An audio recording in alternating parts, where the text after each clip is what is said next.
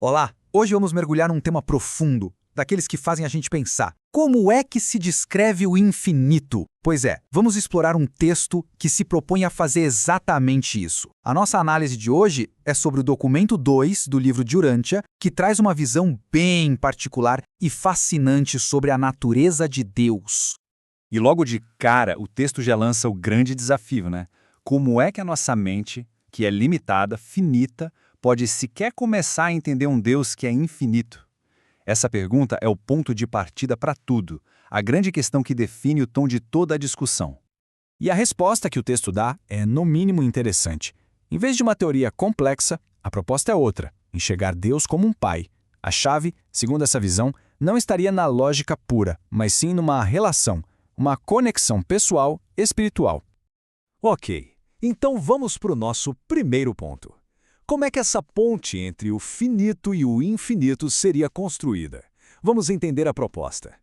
Olha só, o texto admite que é uma tarefa quase impossível, mas, ao mesmo tempo, ele aponta para uma solução, e essa solução estaria dentro de nós.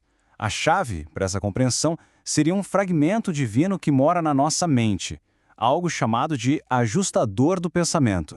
Partindo dessa ideia de uma conexão interna, o texto começa a descrever a grandiosidade, a escala e a perfeição de Deus. Vamos ver como essa personalidade infinita é apresentada.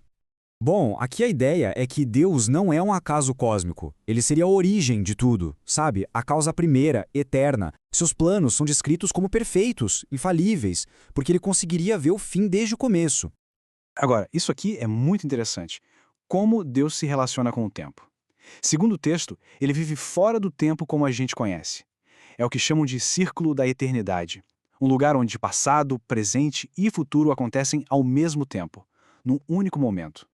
E como esse Deus infinito consegue chegar até nós, seres finitos? O texto aponta 3 caminhos principais. Através dos chamados filhos de Deus, por meio de personalidades espirituais, as hostes seráficas, e, claro, através daqueles ajustadores internos que já comentamos. São como pontes que diminuem essa distância infinita.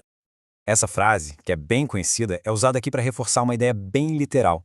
Aquele fragmento de Deus que estaria dentro de nós não é só uma metáfora. Segundo o texto, é uma parte real da infinitude da primeira fonte. Certo, mas se Deus é tão perfeito e nós somos, imperfeitos, como essa relação funciona? Isso nos leva para um balanço delicado entre justiça e misericórdia. Em vez de ver justiça e misericórdia como coisas opostas, o texto as coloca em um equilíbrio perfeito. A justiça seria a regra universal, absoluta. Já a misericórdia seria a aplicação sábia dessa regra, levando em conta as nossas limitações e fraquezas. Uma não existe sem a outra, elas trabalham juntas. E o que acontece quando o erro é, digamos, definitivo e intencional? O texto descreve um processo bem específico. O resultado final, nesse caso, não seria uma punição eterna, mas sim o fim da existência, a aniquilação daquela personalidade.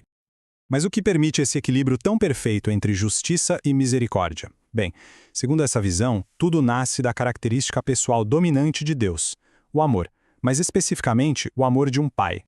E o ponto central de tudo se resume a isso, uma declaração simples, mas muito poderosa. A atitude primordial de Deus em relação ao universo seria sempre uma reação de afeto divino. E onde estariam as provas desse amor? O texto lista algumas: o próprio dom da vida, o Espírito que habita em nós e a vida de Jesus, que aqui é chamado de Michael, sendo a maior de todas as demonstrações desse amor para a humanidade. Aqui tem uma distinção filosófica bem importante. O amor divino é direcionado às pessoas, às personalidades. Já a lei divina age para destruir o pecado, que é impessoal. Ou seja, a lei destrói o erro, mas o amor sempre busca salvar a pessoa. Para fechar, como é que toda essa realidade divina, baseada no amor, se manifesta na nossa vida? O texto propõe uma visão que une 3 grandes pilares: a verdade, a beleza e a bondade. O texto faz uma crítica bem direta. Diz que focar só na bondade, na moralidade, não é suficiente. Nós, como seres humanos, precisamos de uma harmonia que também inclua a verdade que a ciência busca e a beleza que a arte expressa. Só assim a gente se sente completo. E essa imagem aqui representa muito bem essa ideia. Quando essas três realidades divinas, verdade, beleza e bondade, são integradas na nossa experiência pessoal, elas geram uma forma mais elevada de amor. Então, o ponto crucial é este. O bem-estar pessoal, a nossa saúde, sanidade e felicidade viria dessa unificação. Não se trata de escolher uma coisa só, mas de conseguir harmonizar esses três aspectos: a energia, as ideias e o espírito. E com isso, a nossa análise de hoje termina com um desafio, uma provocação que fica no ar. Como seria possível construir uma filosofia de vida que consiga unir a verdade, a beleza e a bondade numa experiência pessoal que seja de fato completa e cheia de significado? Fica aí a reflexão.